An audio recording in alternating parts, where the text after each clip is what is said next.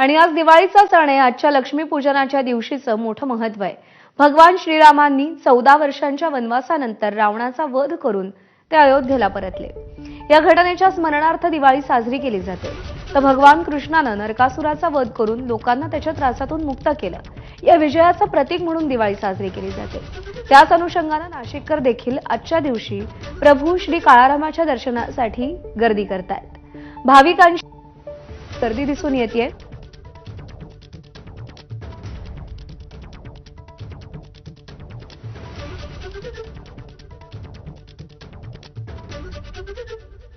आज दिवाळीचा लक्ष्मीपूजनाचा दिवस आहे आणि आजच्या दिवशी नाशिकच्या काळाराम मंदिरामध्ये प्रत्येक नाशिककर आजच्या दिवाळीच्या सणाची सुरुवात हे प्रभू श्रीरामाच्या दर्शनाने करत असतो। आपण जर बघितलं तर मी सध्या नाशिकच्या काळाराम मंदिर या ठिकाणी आहे।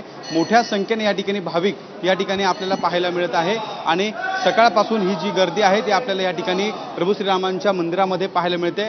मंदिराच्या गाभाऱ्यामध्ये आपण जर पाहिलं तर या ठिकाणी दर्शनासाठी भाविक या ठिकाणी येत आहेत। तर दुसऱ्या बाजूला जर पाहिलं तर मंदिराच्या बाहेरपर्यंत जवळपास 1 किलोमीटरपर्यंत भाविकांची गर्दी ही काळारामांच्या दर्शनासाठी झालेली आहे। या ठिकाणी विधिवत पूजा देखील प्रभू श्रीरामांची होते। आभूषणं चढवले जात आहेत। सकाळपासून या ठिकाणी पूजा विधी सुरू आहेत आणि आपण जर पाहिलं तर एक प्रसन्न वातावरण या ठिकाणी आपल्याला पाहायला मिळत आहे। गाभाऱ्यामध्ये देखील सजावट करण्यात आलेली आहे। आकाशकंदील असेल, फुलांची आरास असेल, अशा पद्धतीचा हा गाभारा सजवण्यात आलेला आहे आणि आजच्या दिवसाची सुरुवात हा नाशिककर प्रत्येक या ठिकाणी प्रभू श्रीरामांच्या दर्शनानेच करतो आणि त्यामुळे आज देखील मोठा उत्साह हा नाशिककरांचा आपल्याला या ठिकाणी प्रभू श्रीरामांच्या मंदिरामध्ये पाहायला मिळतोय। आजचं लक्ष्मीपूजन आहे ते सीतामय्याचं दर्शन घेऊन किंवा त्यांची पूजाविधी करून या ठिकाणी होत असतं आणि आजचा हा दिवस प्रत्येक नाशिककरांसाठी मोठा आनंदाचा दिवस असतो। कारण या ऐतिहासिक काळाराम मंदिरामध्ये येऊन प्रभू श्रीरामांच्या ठिकाणी दर्शन घेऊन आजच्या दिवसाची सुरुवात हा नाशिक करत असतो आणि प्रत्येक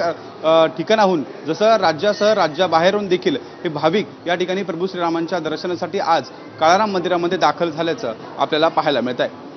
कॅमेरामन मयूर बारगेसह शुभम बोडके, एबीपी माझा, नाशिक।